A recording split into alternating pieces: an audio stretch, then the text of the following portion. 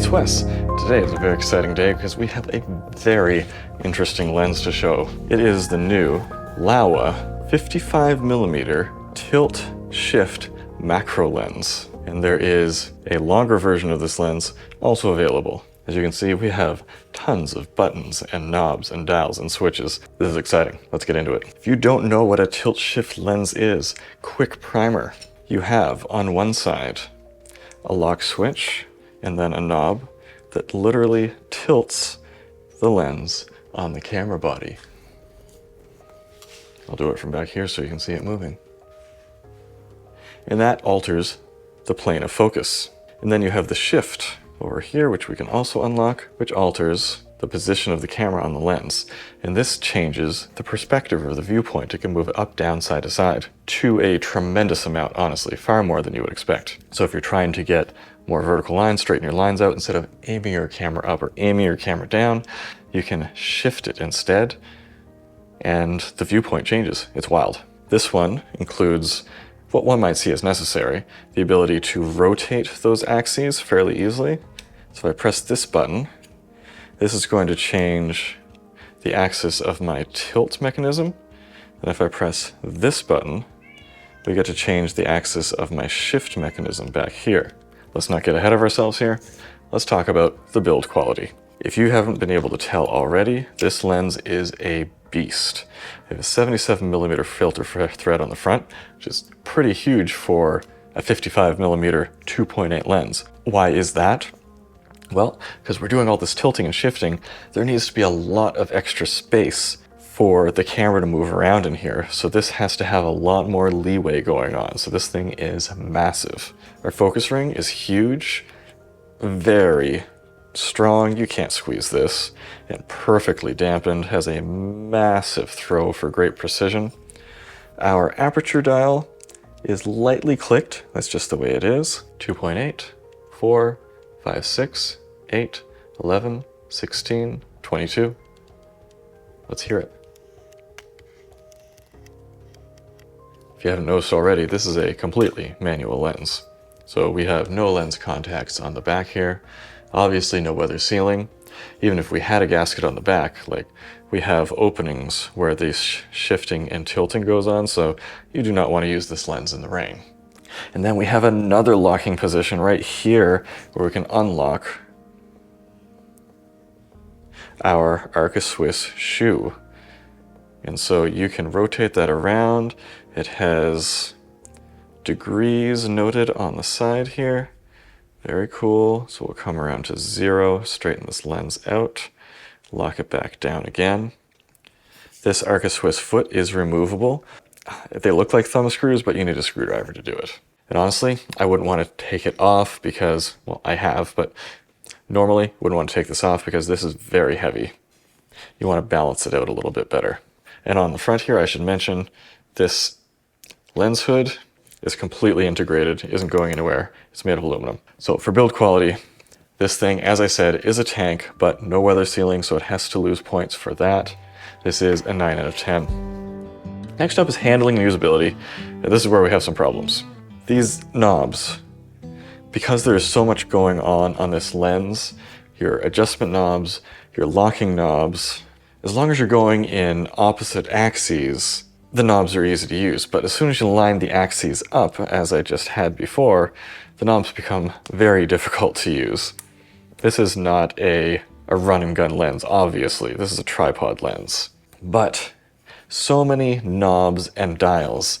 And then once you get everything dialed in, trying to access this aperture ring at times is a bit of a pain. It's like recessed right in there. Sometimes I knock it by accident. Sometimes I just can't figure out where I am because, well, let's say you've had to rotate the lens this way, and all of a sudden, what the heck is my aperture anyway now? I don't know. So you can only see the aperture over here in this position, but you have a lens that's so easily rotated and is rotated by necessity at times. I feel like the aperture ring should be double-ended and be able to be seen from multiple sides. Because there is only a small section here, they could double or triple that section. And then our detent buttons here, if we look very closely, they're both different. maybe that's on purpose so that you can feel them out, but they also just kind of feel a little bit random. So as far as handling and usability goes, A, it's got to be on a tripod, B, it's very complex, and a lot of the time the buttons and the knobs get in the way of each other. So I have to give this a 6 out of 10 for handling and usability. This is a precision scientific instrument rather than a fun lens to use when you're out and about on a walk. This thing is something that more belongs in a lab rather than at a fun photo shoot. But speaking of fun photo shoots, let's talk about image quality. I had a lot of fun having photo shoots with this lens.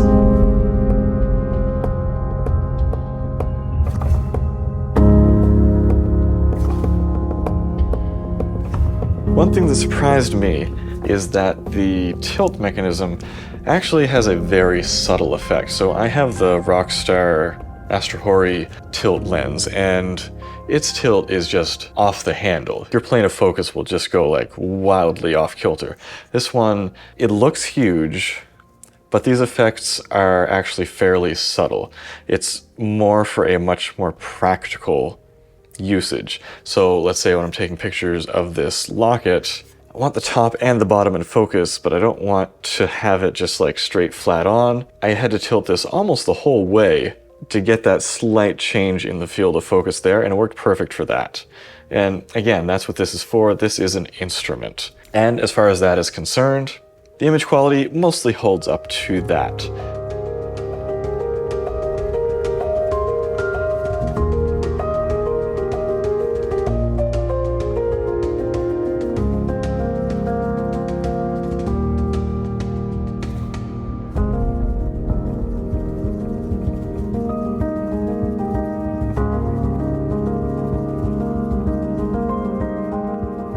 Wide open at 2.8, it is very sharp, not like crazy clinically sharp.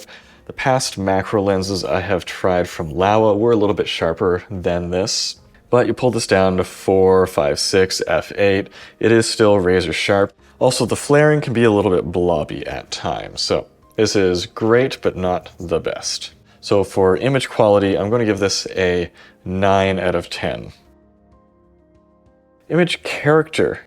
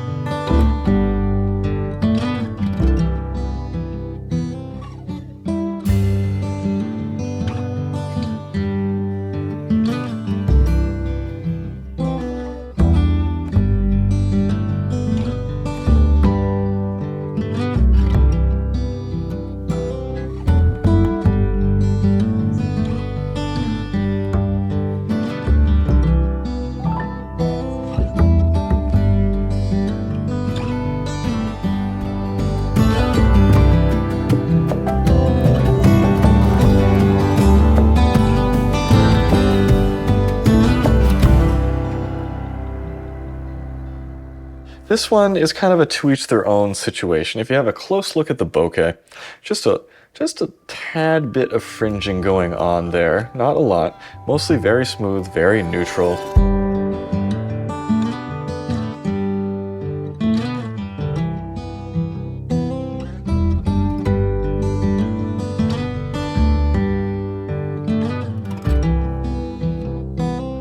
Where we do gain some ground here with image character is they have these nice soft warm flares, and you can use that tilt effect to create other image character effects. So you can do things with this lens that you can't do with other lenses. So that is also in its favor.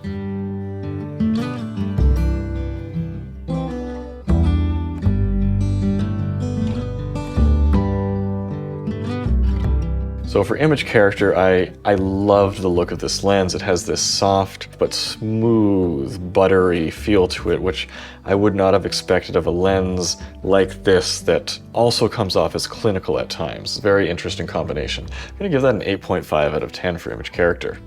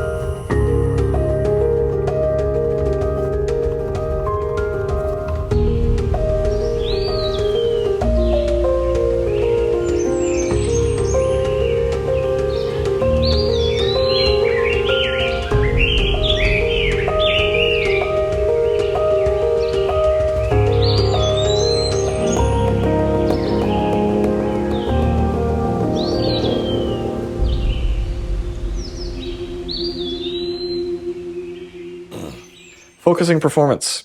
In my scale, you can get up to 10, but to get above 4, you have to have some communication with the camera. You can get 5 or 6 if you have the chipped contacts on here that allow for like auto punch-in and so forth. There are some Zeiss manual focus lenses with those. This doesn't have that. So to get 4, you have to be sharp enough at all apertures for focus peaking to work very effectively. And it does, it is, so that is a 4 out of 10 for focusing performance. Value. How does one measure the value of this lens? This Laowa 55mm tilt shift macro comes in at $1,250 US. I also tried out the Astro Hori 85 2.8 macro tilt lens for $330. That was good, but not nearly the image quality that this lens has. Image quality, I gave a 7 on that. Slightly easier handling. That was just a tilt lens, so there literally is nothing else that fully directly competes with this as a macro and a tilt and shift. And if you just want a manual focus macro lens, Laowa has their 58mm Dreamer Macro 2X lens that'll get even closer for only $500. Yeah, you can do some other things for less, but there is nothing else with this complete package, just machine, absolute unit of a lens. So the price of this lens is kind of immaterial, but I have to give it a score, and that's going to be a 6.5 out of 10. Unfortunately, this is a very niche lens and one that is made to exacting standards, so it is expensive. This is made for a very select use case, and someone who's looking to save a buck on a lens and do things the cheapest way possible, this is not the lens for you. If you want a lens that is a tool for getting the job done, this is that lens. And that brings our total score to 71.7%. And it doesn't climb very high in the charts because it also takes a big hit for being a manual focus lens. Unfortunately, my scoring system is kind of stacked against a lens of this particular specification. So what do you think? How would you use this lens? What do you think the intended use case for this is? As I said, I feel like this is just such a specialized lens for people doing like special macro photography and product photography and archival photography. This is a lens that you just can't get anywhere else. And it is just the most interesting and lovely lens to use. Although I give it a low usability score, once you get used to the pace of using this lens, it is just a delight. If you want to pick one up, if you're one of those interesting people that needs one of these, there's going to be a link down in the description below to help support this channel and feed my fat cats. But until next time, let's go take some photos.